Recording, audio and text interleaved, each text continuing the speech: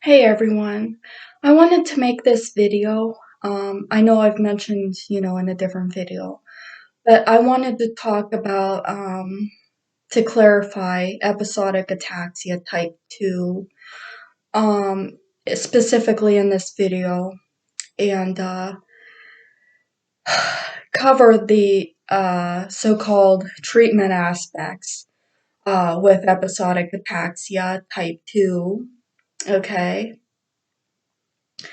Um, Maybe clarify some misconceptions of maybe you researched something online, but it wasn't that specific, or that you thought it was, you read something online, you thought it meant something else. Um, but I wanted to talk about it based on, my personal experience. Um, I have a CACNA1A disorder likely to cause episodic ataxia type 2 um, within the gene CACNA1A. And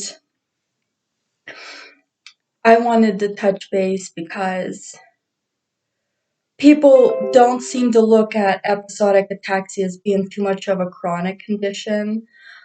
Because, it occurs in episodes and suddenly your episodes are so-called cured because you are taking a medication called exozolamide, also known as Diamox. However, this is far from being true. The medication is effective and has known to help significantly in people with episodic ataxia type 2. However, there has been some individuals that have not even responded to the medication, or they had gotten immune to the medication, where it used to respond real well, and then all of a sudden it's not really responding like it used to be in helping your symptoms, okay? Um, so with that being said, Diamox was the first-line treatment or medication for episodic ataxia type 2. There was no alternative treatment until they came up with a different medication that can potentially help with episodic ataxia type 2. I forget exactly what this medication is called, but uh, they are keeping me on exozolamide Diamox for my condition, since I seem to respond pretty well to it. Even though I've noticed, like, within the years, some of my dizzy episodes have been returning, but still it responds. It helps me pretty significantly. I have to still monitor myself and watch, the activities I do, such as physical activities, exerting myself, and whatnot. Um, Drinking coffee often induces my episodes as well, and things like that. With that being said, with my experience, the triggering aspect of physical exertion, I don't very much need to, let's say, the traditional physical exertion, such as running a marathon or, exercise necessarily is physical exertion for me. Because of my condition, I have it feels like I am constantly physically exerting myself, even with doing like minor activities. It's not like I have to do a strenuous workout to bring out an episode or anything like that. So this can be difficult because living with episodic ataxia, um, doing minor physical activities often can and do bring out, let's say, a vertigo episode and make my ataxia worse and things like that. So I wanted to touch base on that as well. Based on my experience, there's no targeted treatments for, let's say, CACNA1A disorders and episodic ataxia type 2. However, this medication individuals have responded to, but there has been no evidence of it slowing down the potential progression, or the cerebellar atrophy, which often occurs in individuals with episodic ataxia type 2, which is the cerebellum located in the back of the head, tends to deteriorate or degenerate and shrink. So that's irreversible. The medication does not help that, based on my experience. So it's what it does is the medication exozolamide. It helps the side effects you have from the ataxia. It doesn't cure or help the ataxia itself.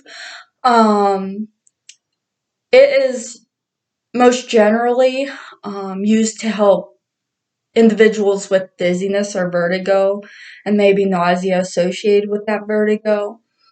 Those of people that have been troubled by dizziness, even without ataxia, have been on exozolamide. So exozolamide is not just for episodic ataxia type 2. Other individuals as well that have noted to have problems with dizziness or vertigo have been on exozolamide. So I don't know, because they say some forms of SCA, spinocerebellar ataxia, and Friedreich's ataxia have no so-called treatments or cure, which is true. But there are medications that, let's say, if you have a tremor that comes along with your ataxia, there are medications available for tremor. There are medications available for dizziness and things like that that occur with the ataxia. However, the medication does not take away the ataxia, or slows down the progression of the ataxia in general. So there's nothing like, the best thing for having ataxia would be like uh, maybe changing your diet. I noticed like um, when I eat better, I start to feel a little bit better. Um, and I notice a little bit improvement when I start eating better.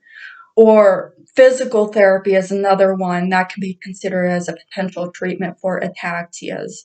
So anyone, even people with Friedreich's ataxia or SCA, can do physical therapy, and things like that. It's kind of like to help improve your balance and coordination and strength. So if anything that helps ataxia, potentially it would be things like that. Speech therapy, because to me it kind of gets to the root of the issue. If you have cerebellar atrophy, and that's the cause of your, let's say, ataxia or balance problems, that would probably be one of the best things to do. Um, However, if you're troubled with, like, say, things like tremors or dizziness, then a medication would probably be helpful in regards to those side effects from the ataxia. Anyways, I hope this video brought you a little bit of insight. This is based on my experience. For me personally, I take exozolamide medication, Diamox, for my episodic ataxia, and it only helps the dizziness and vertigo and vomiting I get associated with it. However, I still notice that I frequently lose my balance, and I tend to have mild slurring of my words, or I stutter and things like that.